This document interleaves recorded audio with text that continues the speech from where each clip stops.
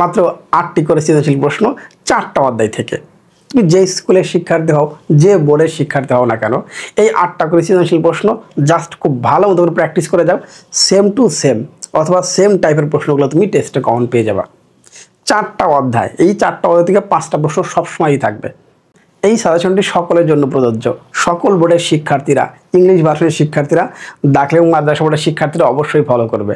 ইনশাআল্লাহ টেস্ট পরীক্ষা তোমাদের অনেক ভালো হবে। আমরা প্রথমে শর্ট সিলেবাসটা একটু দেখব।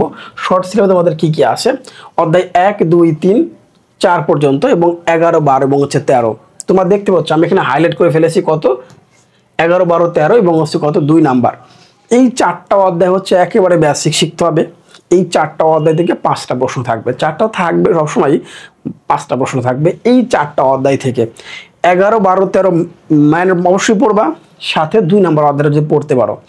প্রথম অধ্যায় 3 এবং 4 অধ্যায় থেকে ডাবল প্রশ্ন হওয়ার সম্ভাবনা একদমই নাই। সিঙ্গেল কোশ্চেন অনেক সময় মিস হতে পারে, সিঙ্গেল প্রশ্ন অনেক সময় নাও আসতে পারে। এই 7টা অধ্যায় থেকে 7টা প্রশ্ন আসবে এমন কিন্তু হয় না।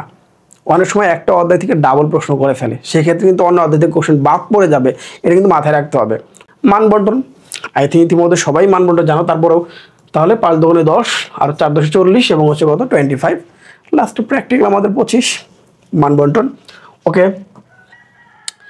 আমি অধ্যায় 12 দিয়ে স্টার্ট করব, যে অধ্যায়টা সবচেয়ে বেশি গুরুত্ব, মোটামুটি 90% শিওর আমাদের এই অধ্যায় থেকে আমার ডাবল 2টি প্রশ্ন হবে। এই জন্য আমি এই অধ্যায়টা সবার আগে রাখলাম। 2025 শিক্ষার্থী যারা পরীক্ষা দিয়েছো, মানে যারা পরীক্ষা দিয়েছে আর কি, তুমি আমার সাজেশনটা চেক করে দেখো ফেসবুক, ইউটিউব পেজে, দেখবা আমার সাজেশনের যে চ্যাপ্টারগুলো আমি সিলেক্ট করেছিলাম এই বছর শর্ট সিলেবাসে প্রায় ম্যাক্সিমাম সবগুলো আছে পাওয়ার। আচ্ছা, তাহলে এই অধ্যায় থেকে আমরা দেখতে পাচ্ছি রাজশাহী বোর্ডের একটা প্রশ্ন, যশোর বোর্ডের এই 2টি প্রশ্ন 24 সালের বোর্ড কোশ্চেন পড়তে বলবো। এই 2টো প্রশ্ন সেম টাইপের কোশ্চেন। সেমভাবে ময়মনসিংহ বোর্ডের কোশ্চেন একটু আলাদা। এরপরে বাকি প্রশ্নগুলো 21 সালের। মোট প্রশ্ন দিচ্ছে কয়টা, 8টা। এই 8টি প্রশ্ন খুব ভালো মতো করে বুঝে বারবার পড়ো। আর জীববিজ্ঞানের সবচেয়ে বড় একটা সুবিধা কি, সেম প্রশ্ন কমন পড়ে যায়, কোনো চেঞ্জ হয় না, চিত্র সেম থাকে, কোশ্চেনটাও সেম থাকে, জাস্ট তোমাকে পড়তে হবে। তাহলে আমাদের কিন্তু 12 অধ্যায়টা দিয়ে আমরা স্টার্ট করব। আমি জীববিজ্ঞান বই খুলেই শুরু করবো 12 নম্বর অধ্যায়টা দিয়ে।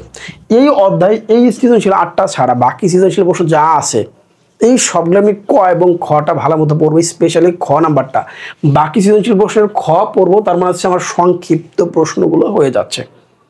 বাকি প্রশ্নগুলোর খ যদি আমি বেশি বেশি প্র্যাকটিস করি, তার মানে সংক্ষিপ্ত প্রশ্ন যে 5 অ্যান্সার করতে হবে সেটা কিন্তু আমি এখান থেকে পারবো, অতএব মাথায় রাখতে হবে। আচ্ছা, তাহলে আমাদের একটা অধ্যায় হয়ে গেল, 13 অধ্যায়।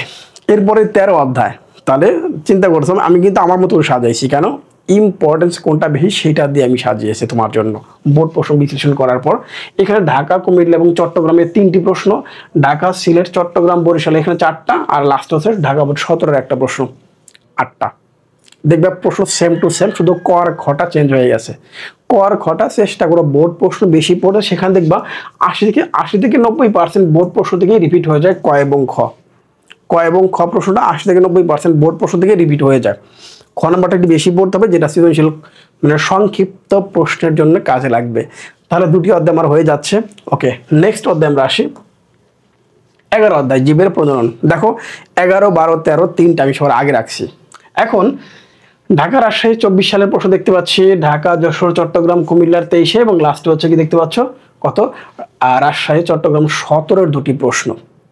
যদি কোনো প্রশ্নের কনফিউশন থাকে অবশ্যই কমেন্টস করে জানাবে, চেষ্টা করবো তখন কারেকশন করে দিতে। তাহলে এই 8টি প্রশ্ন তোমাকে প্র্যাকটিস করতে হবে, পারবে না?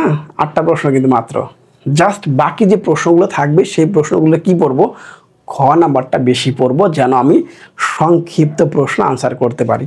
এই হচ্ছে আমার 3টা একেবারে বেসিক শিখতে হবে 3টা অধ্যায়। এরপরে আমি অন্য অধ্যায়গুলো ট্রাই করতে পারি। এই 3টা অধ্যায় থেকে আমার 4টা প্রশ্ন কিন্তু হয়ে গেছে। আমার 4টা যে উত্তর করতে হবে সেই 4টা প্রশ্ন কিন্তু আমার হয়ে গেল। এখন পরবর্তী একটা অধ্যায় যদি আমরা দেখি, সেটা অধ্যায় 2 নাম্বার জীবকোষ এবং টিস্যু। এই অধ্যায়টা ইম্পর্টেন্ট, এখান থেকেও কিন্তু ডাবল প্রশ্ন হতে পারে, 2টা প্রশ্ন কিন্তু দিতে পারে। ওই যে শুরুর প্রশ্ন মানে শুরুর অধ্যায়টা আর এই অধ্যায়টা, এই 2টো অধ্যায় থেকে ডাবল প্রশ্নের সম্ভাবনা সবচেয়ে বেশি, বুঝতে পারছো তো? ওকে, তাহলে যশোর, কুমিল্লা, চট্টগ্রাম এই তো 24 সালের প্রশ্ন। যশোর কুমিল্লা 23-এর প্রশ্ন এবং লাস্টে ঢাকা কুমিল্লা চট্টগ্রাম 21-এর প্রশ্ন। ডাবল প্রশ্ন কথা কেন বলছি? 7টি প্রশ্ন কথা বলছি। দেখুন 7টা থেকে 7টা প্রশ্ন, ব্যাপারটা এরকম কিন্তু হয় না। আমাদের সায়েন্স গ্রুপের শিক্ষার্থী যারা আছে তারা অবশ্যই জানো, অনেক সময় একটা অধ্যায় থেকে ডাবল প্রশ্ন দিয়ে দেয়, কিছু করার নাই তখন। ওকে, তাহলে এইটা হচ্ছে বেসিক। এই 3টা অধ্যায় বা 4টা অধ্যায় 4টা প্রশ্ন থেকে 5টা প্রশ্ন কমন পেয়ে যাবে এই 4টা অধ্যায় থেকে, মোটামুটি নিশ্চিত থাকো। এখন আমাদের পরবর্তী যে অধ্যায় দেওয়া আছে, অধ্যায় হচ্ছে কোনটা? 4। আমি পরে 4 অধ্যায় রাখছি। এই 4 অধ্যায় দেখতে পাচ্ছ ঢাকা, সিলেট, কুমিল্লা এবং ময়মনসিংহ 24-এর প্রশ্ন, রাজশাহী এবং কুমিল্লার 23-এর প্রশ্ন, লাস্টে ঢাকা রাজশাহী 21-এর প্রশ্ন। 8টা প্রশ্ন, 8টি প্রশ্ন সেম টাইপের কোশ্চেনগুলো তুমি পরীক্ষায় কমন পেয়ে যাবে। 19-20 হবে, এতটুকু হতে পারে, এছাড়া কিছুই না। একবারে নতুন কিছু আসবে এরকম কোনো কিছু না, শিওর থাকো। আর বাকি যে দুটো অধ্যায় আছে, অধ্যায় হচ্ছে 1 এবং অধ্যায় হচ্ছে 3, এই দুটো অধ্যায়ের ক্ষেত্রে যদি তুমি 1 পড়তে চাও তাহলে 2023 সালের কোশ্চেনগুলো একটু ভালো মতো পড়বা, যদি প্রথম অধ্যায়টা পড়তে চাও। আর যদি 3 নম্বর অধ্যায় পড়তে চাও তাহলে সেই ক্ষেত্রে 24 এবং 19, এখানে 19 হবে, যেখানে একটা বাছাই করে পড়বে, হয় 24 অথবা 19 পড়লেই হবে। দুটো বললে তো অনেক ভালো, যদি এই দুটো অধ্যায় কেউ পড়তে চাও। That's enough. 4টা অধ্যায় পড়লেই কিন্তু হয়ে যায়। 4টা অধ্যায় পড়লেই, 5টা পড়লে একটু বেশি ভালো হয়, বাট 4টা কিন্তু মাস্ট পড়তেই হবে, এর কোনো বিকল্প নেই। এই ছিল আমাদের জীববিজ্ঞান সাজেশন। খুব শীঘ্রই তোমরা হায়ার ম্যাথটা পেয়ে যাবে, 2 থেকে 3 দিনের মধ্যে পেয়ে যাবে হায়ার ম্যাথ। অনেক ভালো থাকো, শুভেচ্ছা নিরন্তর।